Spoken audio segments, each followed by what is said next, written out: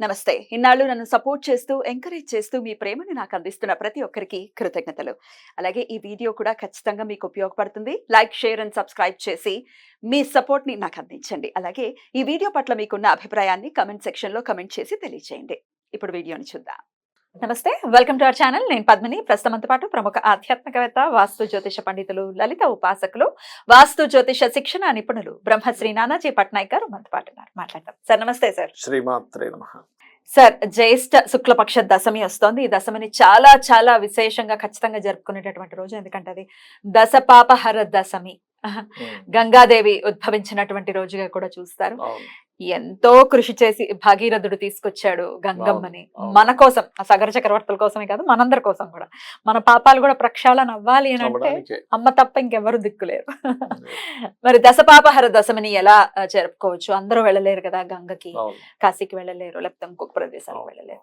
ఇక్కడ ఉండే ఎలా అమ్మవారి అనుగ్రహానికి మనం పాత్రలు అవ్వచ్చు? ఒకసారి మీరు. తప్పకుండా అమ్మా. సహజంగా అయితే వెళ్ళడం మంచిది.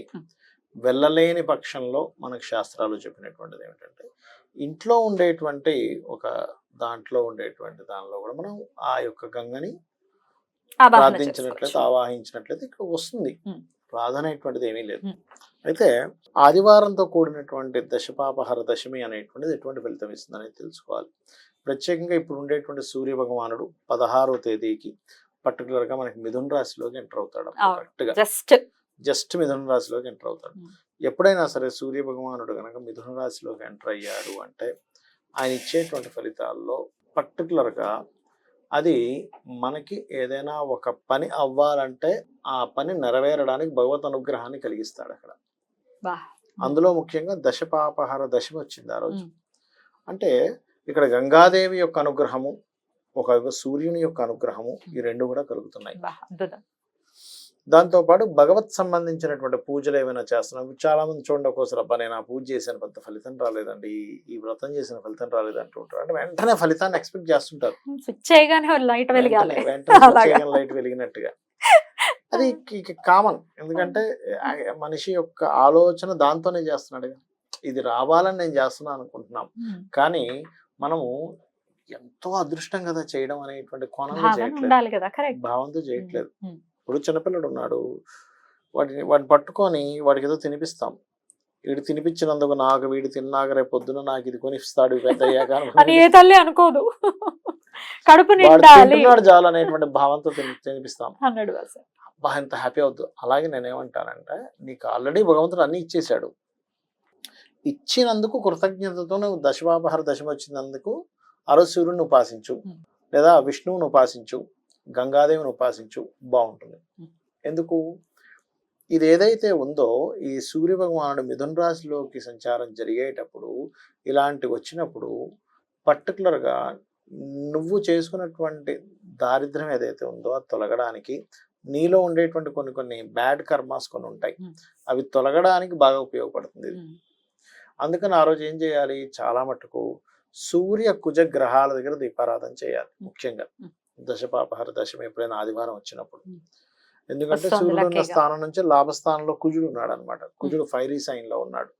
అందుకని సూర్య కుజ గ్రహాల దగ్గర దీపారాధన చేసి, మీకు దగ్గరలో గోశాల ఏదైనా ఉందనుకోండి, గోధుమ రవ్వ, క్యారెట్స్ వీటిని నైవేద్యంగా పెట్టి, ముఖ్యంగా గోధుమ రవ్వతో చేసినటువంటి పదార్థాన్ని ఆ రోజు ఆదివారం నాడు కాబట్టి సూర్య భగవానుడికి గోధుమ రవ్వతో కానీ లేకపోతే సగ్గుబియ్యంతో కానీ మీరు కనుక నైవేద్యంగా పెట్టినట్లయితే ఖచ్చితంగా మీకు ఏమవుతుందంటే, అధికారులతో ఇబ్బంది ఉంటుంది కొంతమందికి, అధికారులతో ఇబ్బంది, లేకపోతే సంతానం వల్ల ఇబ్బంది ఉంటుంది కొంతమందికి, అటువంటివి ఏమైనా ఉన్నా, లేకపోతే కొన్ని మిస్కమ్యూనికేషన్స్ వల్ల ఇబ్బంది పడుతూ ఉంటారు కొంతమంది, అటువంటివి ఏమన్నా తొలగిపోతాయి. ఇంకోటి ఏంటి, ఈసారి రవి 2 శుభగ్రహాలతో కూడా కలిసి ఉన్నాడు. ఇది వచ్చే రోజు సహజంగానే ఒక 2 నెలల నుంచి శుభగ్రహాలతో తిరుగుతున్నాడు ఆయన. రవి ఎప్పుడైతే మీరు 16వ తేదీ వీళ్ళందరూ కూడా ఇప్పుడు పంచగ్రహ కూటమి నుంచి బయటకు వస్తున్నారు.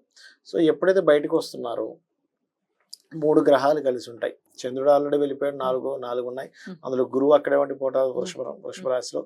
దాని వెంటనే పక్కనే శుక్రుడు మారిపోతాడు. 14వ తేదీ మారుతున్నాడు శుక్రుడు. సో ఇది 16వ తేదీ కదా, కాబట్టి అంటే ఫలితాలను ఇచ్చేటువంటి దాంట్లో ఆదివారం నాడు ఏదైనా వారం రోజు మనం పూజ చేస్తున్నాం అనుకున్నామా, ఆ వారాధిపతి ఉండేటువంటి గ్రహం ఎలా ఉందో చూసుకోవాలి. ఇక్కడ ఎలా ఉంది, మిథున రాశిలో 2 శుభగ్రహాలతో కలిసింది ఆ వారాధిపతి. అందుకే చూడండి మనకి రోహిణి కార్తీ కత్తెరలో వచ్చినప్పుడు సూర్య పరిస్థితి ఎలా ఉంటుంది, మనకి విపరీతమైనటువంటి ఎండలు ఇస్తూ ఉంటాడు. అదే రవి గనక మనకి గోచారంలో ఏదైనా పాపగ్రహ మధ్యన ఉందనుకోండి, గవర్నమెంట్ తో ఒత్తిళ్ళు ఇట్లాంటివి, గవర్నమెంట్ ఒక రకమైన దీంట్లో వెళ్ళడం ఇట్లాంటివి ఎక్కువ కనిపిస్తూ ఉంటాయి. కానీ ఇక్కడ ఏంటంటే ఎప్పుడైతే 2 శుభగ్రహాలతో ఉన్నాడో ఇది 2 రకాలుగా మంచిది. ఏమిటది అంటే, ఒకటేమో ఆ రోజు ఉపాసన చేసినటువంటి వ్యక్తికి ఫలితం తొందరగా లభిస్తుంది. నేను మొదట్లో ఉన్నాను చూసారా, పూజ చేస్తే ఫలితం రావట్లేదని బాధపడేటువంటి వారికి ఇది ఒక యోగము. అలాగే గవర్నమెంట్ కారకుడైనటువంటి రవి కొంత శుభగ్రహాలతో ఉండడం వల్ల ఒక రకంగా గవర్నమెంట్ కి ఇది ఒక మంచి ఫలితం కూడా ఇస్తుంది అని చెప్పుకోవచ్చు మనం. రైట్. సో అలాగే గంగమ్మని ఎలా పూజించుకోవచ్చు ఆ రోజు, ఒక్కసారి అది కూడా చెప్పండి సార్. నది ఉందనుకో, మా గంగా నది దగ్గరలో ఉన్నట్లయితే ఆ నది దగ్గరికి వెళ్ళి స్నానం చేయడము, అక్కడ దీపాలు వదలడం చేస్తాం.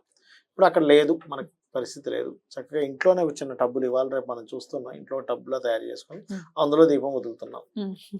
దీపం నదిలో ఎందుకు దీపం వదులుతామంటే, దేవుడి దగ్గర ఎలా అయితే దీపం పెడతామో నదిలో వదులుతున్నాం మనం, అలా వదలడము. అలాగే గంగాదేవికి సంబంధించిన కొన్ని స్తోత్రాలు ఉంటాయి, అదేదో స్తోత్రం చేసుకోవడం, ఇంకా నైవేద్యం పెట్టడం, గంగాదేవికి పెడుతున్నాను అనే భావంతో నైవేద్యం పెట్టడం చేయడం. తప్పకుండా.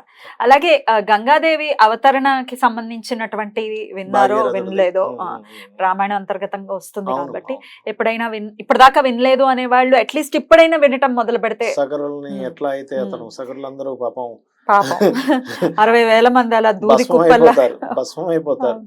ఈయన ఎంత కష్టపడి తెస్తాడో, వస్తూ ఉంటే మళ్ళీ ఎన్నో ఆటంకాలు, జగన్ మహర్షి మింగేస్తాడు కాసేపు, మళ్ళీ ఆయన అయ్యా వదలండి స్వామి అంటే ఆయన వదులుతాడు. చాలా కష్టపడ్డారు స్వామి మాత్రం. అంటే ఆ ఇష్వాకు ఆ ఘట్టం వింటుంటే ఎంత బాగుంటుంది.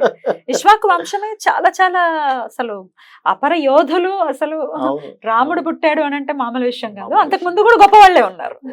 అంటే ఆ వంశం ఎంతో పుణ్యం చేసుకుంటే గానీ భగవంతుడు ఆ వంశంలో జన్మించాడు. అంతే అంతే సార్.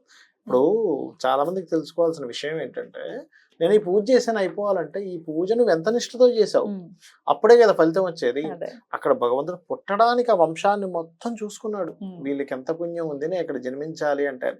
మరి జన్మించడానికి అంత ఉన్నప్పుడు నీ యొక్క పూజ ఫలించడానికి ఎంత ఉండాలి? ఉండాలి, ఖచ్చితంగా ఉండాలి. Right sir. పూజ ఫలించట్లేదు అని పూజ మీద నెపం వేయకుండా జాగ్రత్తగా మనం నిష్ఠతో శ్రద్ధతో ఖచ్చితంగా చేయాలి. అక్కడ ఏంటంటే మనం ఒక పని చేసాము, ఎన్ని క్యాలిక్యులేషన్స్ వేసుకుంటాం, ఇక్కడ ఈ పని అవ్వకపోవడానికి కారణం ఏంటి అని 100 లెక్కలు వేసుకుంటాం. మరి ఇక్కడ కూడా నువ్వు సేమ్ వర్తిస్తుంది కదా, లాజిక్స్ దేనికి లాజిక్స్ కదా.